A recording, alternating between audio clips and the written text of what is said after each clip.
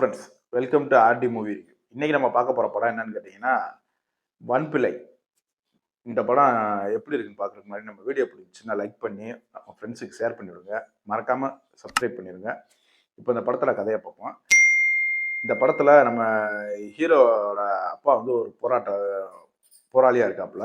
அவங்க கிராமத்துல ஒரு பிஆர்னு சொல்லி ஒரு கெமிக்கல் கம்பெனி வரப்போகுதுன்னொடனே அந்த கம்பெனியை எதிர்த்து ஒரு போராட்டம் பண்றாப்புல. அப்படி போராட்டம் பண்ணிக்கும்போது அங்க வந்த போலீஸ் இவங்க அப்பா அடிக்க போகும்போது நம்ம ஹீரோவோட அண்ணன் வந்து தடுத்து அந்த போலீஸை தள்ளி விட்டுறாப்புல.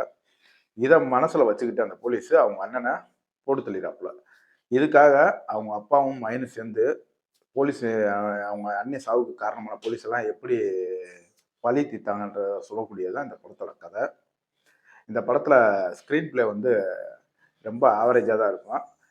தமிழ் டப்பிங் நீட்டா இருந்துச்சு. படத்துல வந்து பாட்டுக்கிட்டு எதுவுமே இல்லை, அது ஒரு ப்ளஸ் பாயிண்ட். படம் வந்து 1 மணி நேரம் 19 நிமிஷம் தான் ஓடுது. அதனால ரொம்ப ஷார்ட் அண்ட் ஸ்வீட்டாவே நீங்க பார்த்து முடிக்கலாம்னு நினைக்கலாம். ஆனா அப்படி முடிக்க முடியாது. ஏன்னா 1 மணி நேரம் 10 நிமிஷம் ஓடுற படத்தையே எவ்வளோ ஸ்லோவா எடுக்க முடியுமோ அவ்வளோ ஸ்லோவா எடுத்து வச்சிருக்காங்க. படத்துல இன்ட்ரெஸ்டான சீன் சொல்லி சொல்றதுக்கு ஒண்ணுமே கிடையாது. அதனால இந்த படத்தை நீங்க பார்க்காம தவிர்க்கிறதே நல்லது. இந்த படம் வந்து இப்போ தமிழ் டப்பிங்ல உங்களுக்கு தந்தி ஒன்று ஓடிடியில் அவைலபிள் இருக்கு. பார்க்குறதும் பார்க்காதும் உங்கள் கையிலே விட்டுருவேன். உங்கள் முடிவு தான். வீடியோ பிடிச்சிருந்துச்சுன்னா லைக் பண்ணுங்கள், ஷேர் பண்ணுங்கள், மறக்காமல் சப்ஸ்கிரைப் பண்ணுங்கள். பார்த்த 2வது படமும் இடி ஆயிடுச்சு. இன்னொரு வீடியோவில் சந்திப்போம்.